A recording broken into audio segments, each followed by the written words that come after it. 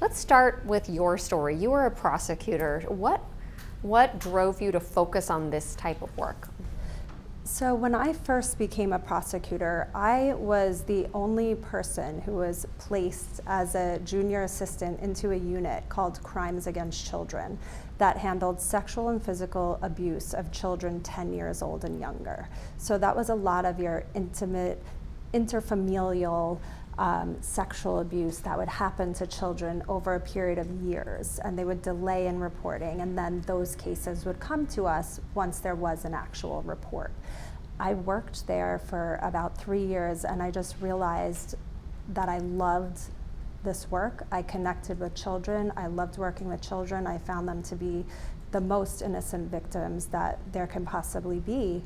And in doing that work, I then became very interested in the human trafficking work and sex trafficking. So the Brooklyn DA's office was starting the very first sex trafficking unit. So I got in on the ground floor and really helped them build out that unit, developing the investigative techniques for investigating and then prosecuting sex trafficking that was happening right here in our city to our girls who live here or born and raised here. And I did that for another few years. And this work is just, it's had an incredible impact on my life. I always say that the rewarding moments are few and far between, but when you have them in this work and you can help a survivor, or a survivor tells you, "You saved my life," they're so impactful that they keep you doing this work.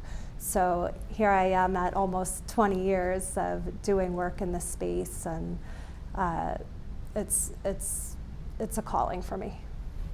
So when you first heard what the NYPD was doing with this brand new unit, what went through your mind? Well, I was very excited about it. I came over in March of 2023 to work directly within the Special Victims Unit as an executive counsel. And part of my role there was to be a liaison with the outside advocacy community that supports survivors of sexual violence, to develop policy, to work on the training. And it was really bringing in an expert in sexual violence and child abuse to come in and work with the commanding officer and special victims to improve our investigations and improve our policies so that we ensure we're doing thorough, comprehensive investigations that support survivors through the entire process. So we saw a lot of improvements based on this. This was never something that the police department did. They didn't really have civilian experts coming in and working alongside their amazing commanding officers that are leading these teams. And now we were seeing a lot of benefits. So Commissioner Tisch's vision is to have this gender-based violence unit overseeing policy and planning for all forms of gender-based violence. So she brought the domestic violence unit under the Detective Bureau umbrella, where Special Victims already resides, and created this gender-based violence policy and training unit where we will oversee the policy, planning, and implementation of training for the detectives. So part of our purview is that we are the liaisons with these advocate communities, with the district attorney's offices, with the different city government agencies that we're working with as stakeholders to support survivors through these processes. So having people to do that kind of work builds trust in the community. It builds trust with survivors, and it encourages survivors to report crimes of gender-based violence. And that's what we're seeing, and that's what we're hoping to really increase. So you're seeing more people come forward and report because they know they're going to get the support they need. It's going to be an easy process to report and get help. So when you're reporting a crime of gender-based violence, I would never say that it's an easy process, because just in and of itself, it's difficult. You're coming forward and you're reporting probably the worst thing that's ever happened to you in your life. But what we're doing is providing education out in the communities about what that reporting process is like, different things that you'll be asked to do. We want our survivors to always be informed about the process, because that helps take some of that difficulty out of it, right? If they know what they're going to be asked to do, if they know that they can bring an advocate or a support person with them to sit with them through the entire process, that's something that's going to help them, and that's something that's going to help them be comfortable coming in to report at NYPD. When you're saying it's survivor first, what does that mean? What does that look like in practice? So what it looks like is when we have a survivor come in to report a crime of sexual violence or a crime of domestic violence, they're coming in with a host of other issues outside of the fact that a crime has been committed against them. That's a crime of sexual violence or intimate partner violence. They may have family court issues, they may have immigration issues, they may need counseling, they may need food, the most basic things. So what we do is we bring the survivor in first, and we want to ensure that they're comfortable, that they can get through this process. So how do we do that? That's where we're bringing in the advocates. That's where we're connecting them with our family justice centers that we have in each of the 5 boroughs. We have Safe Horizons advocates sitting in each of our squads. That way we can connect the survivor with the services that they need. That way we can do the job that we need to do as investigators at NYPD, working with them to figure out what happened to them and what pieces of evidence we need to gather. So we're here up in the Bronx. This is a place where survivors can come. And what happens here? Sure. So this is the Bronx Special Victims Squad that we're sitting in right now. So if a survivor comes in, they will be brought in and they're going to be met with a Safe Horizons advocate who will sit down and speak with them about their different needs, things that they may want, and kind of be able to really refer them to services. What they're also doing is saying, I can sit with you in your interview with the investigator and help guide you through this process if you want. A survivor of sexual violence is entitled to have an advocate present if they want to. So we have advocates right here on site who can be part of the process and sit with the investigator and the survivor, really just to bring them comfort, guide them through the process, and just really help them be comfortable. We also have a prosecutor who sits within this building as well, who's from the Bronx District Attorney's Office working within the Child Abuse and Sex Crimes Unit. So we have a prosecutor on hand here too who can give legal guidance, who can also conduct interviews of survivors here. So it's kind of this multidisciplinary team and kind of a one-stop shop for the victim to be able to obtain services or referrals to services, meet with their investigator and detective, and also meet with a prosecutor from the DA's office. It's really amazing. And you know, I think about Safe Horizons, which is probably more than 20 years old. They've been doing this great work, but we've learned a lot. People who do this kind of work have learned a lot over the last 25 years. And so, you know, sometimes I'm thinking, gosh, it's 2026, like we're only now just doing this, and this is the first of its kind in the country, right? Well, the first of its kind in the country is this gender-based violence policy and planning unit, but we have been working with this coordinated approach, this multidisciplinary team. We work with it at the child advocacy centers, and that's what we're looking to do at all of our special victims squads as well. So let's talk about, you know, the news here. This is NYPD Commissioner Jessica Tisch investing in this survivor-first approach, creating the gender-based violence unit, gender-based violence policy and planning unit. Tell me about that. Sure. Well, since Commissioner Tisch came on, she has been so supportive of all of the work that I have been doing in this space. And she's listening. And one of the things about working on these investigations and really just recognizing the importance of them and the intersectionality between those crimes is getting that executive buy-in.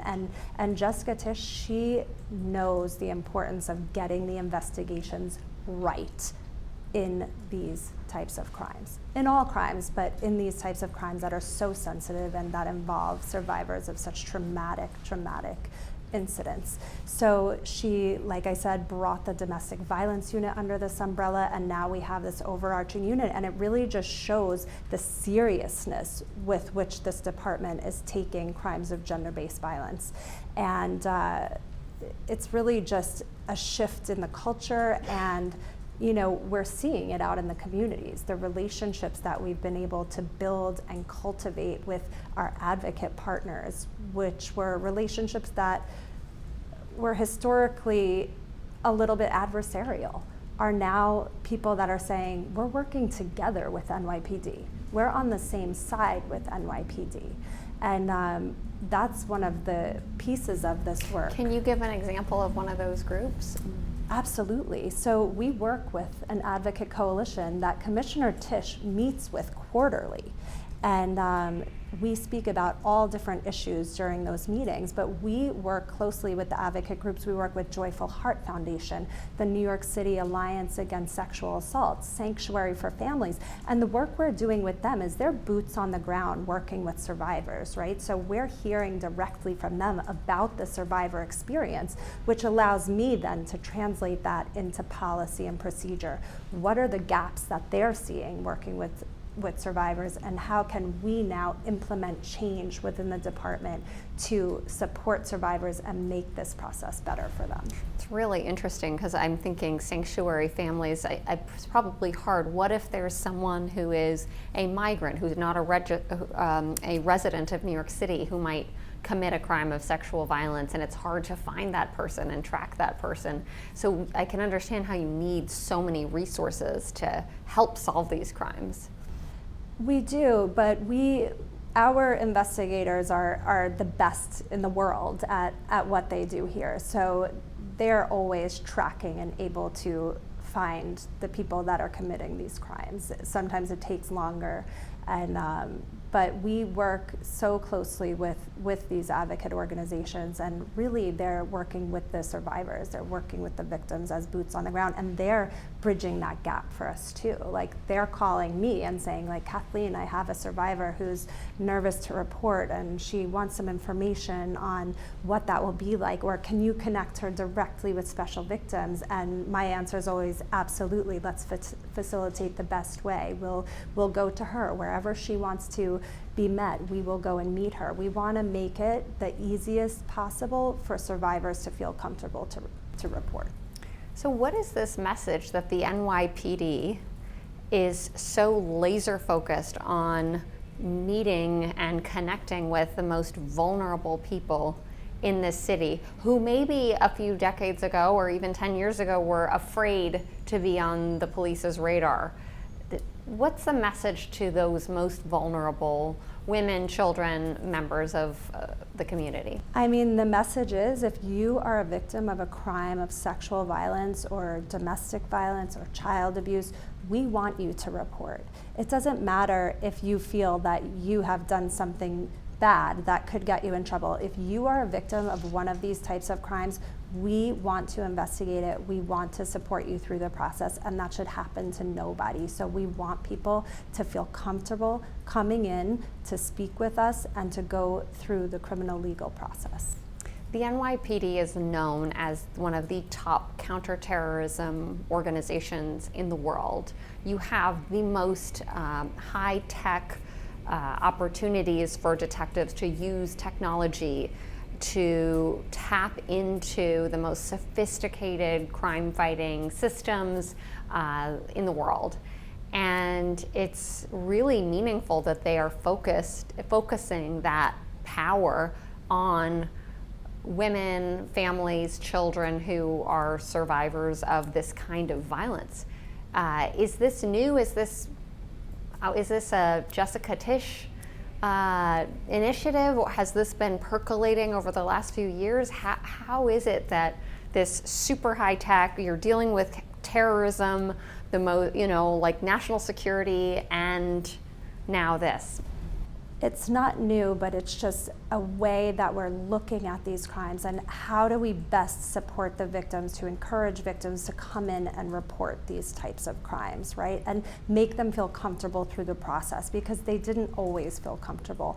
One of the things that we're doing and have done, as you see this beautiful special victim squad that we're in, we're changing our squads so that they're more victim-centered, they're more survivor-centered. A survivor can feel comfortable to come into one of these types of places with a nice interview room where they're going to be met with an advocate, rather than going into a police precinct where there's a million people around doing a million different things and it just feels a little bit colder. So we're making changes to make survivors more comfortable. And we're providing training to our investigators to give them the tools really that they need to be able to conduct these trauma-informed types of investigations. We have national experts coming in multiple times a year from multiple different organizations to come in and train our investigators on trauma-informed interviewing and investigations, on child forensic interviewing, on advanced child forensic interviewing skills. And we also bring in experts to train our investigators on vicarious trauma. How are the investigators who are working day in and day out on these horrific cases, how is it manifesting in them, right? We need them to be able to identify what's happening inside and be able to give them coping mechanisms to address it so they can be the best investigator they can be for their case. So we're really looking across the scope, and we're hoping to be expanding that training as well now to our new domestic violence investigators that are in the Detective Bureau. That's really important. I know myself as a journalist, when you're exposed to so much trauma and you're spending time with people in that moment of trauma when they're so vulnerable and taking on these sometimes horrific details, it's hard to, you can experience burnout, so I imagine that's another really important avenue. Yes, and that was why, that was one of the first things when I came to the department and really evaluated the training program. They didn't have a vicarious trauma training that our investigators were required to go to, and I have to say, Chief of Detectives, Chief Kenny, has been on board with pretty much every recommendation that I've made to him. He believes in the importance of addressing vicarious trauma and educating about it. So it's been really a breath of fresh air, having people that are willing to listen and willing to change the norms of the way things had been done previously. So how does this gender-based violence unit affect public safety? So it's really going to affect public safety because we are the ones who are going to be working hand in hand with our commanding officers in these units to develop the policies on how we're responding and addressing and investigating crimes of sexual violence and crimes of domestic violence, crimes of child abuse, and human trafficking. So we're always going to be improving on those policies. And one of the things that I told you that Commissioner Tisch is doing is she's bringing in more civilian subject matter experts, prosecutors who have dedicated their lives to this work to work within these bureaus and to work alongside these commanding officers in developing the policies and identifying the gaps. How do we get better so that we can give a better product to people who are coming in to report? It's interesting that this is the first unit like this in the country and maybe the world. So I think we want to be a model for other places in the nation to develop similar units. I've talked to people, I go to the International Association for Chiefs of Police conference, and I've talked to people, and it's foreign to other people to bring in civilian subject matter experts to work with the uniformed members, but this is a change that the department has been making, and it's been benefiting the department. We have such amazing investigators that we work with, such amazing leadership here, and now bringing in civilians who have been dedicated to this work, it's changing the way we do things, and I think that's also should be a model. Even departments that are not as large as the NYPD, they can still do this work. It's scalable. And same thing for a gender-based violence policy and planning unit like this.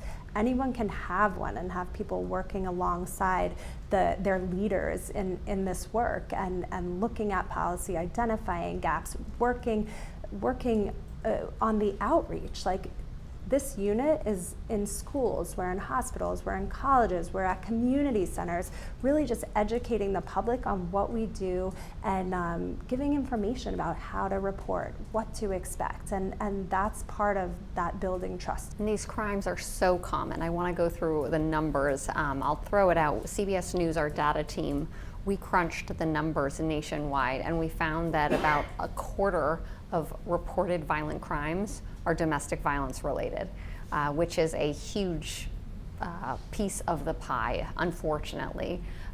Tell me a little bit about how common these are.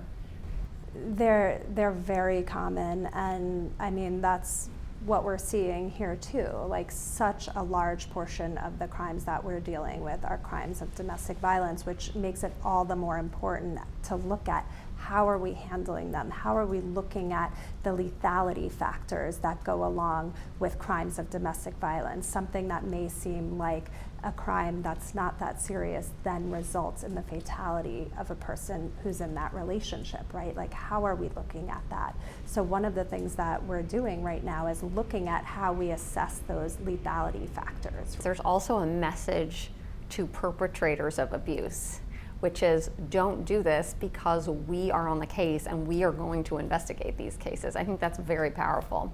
Yes, absolutely, and that should always be the message. And right side by side with our message of victims and survivors, come in and report and you will receive help. The message to the offenders is, don't do this because we will investigate to the fullest extent.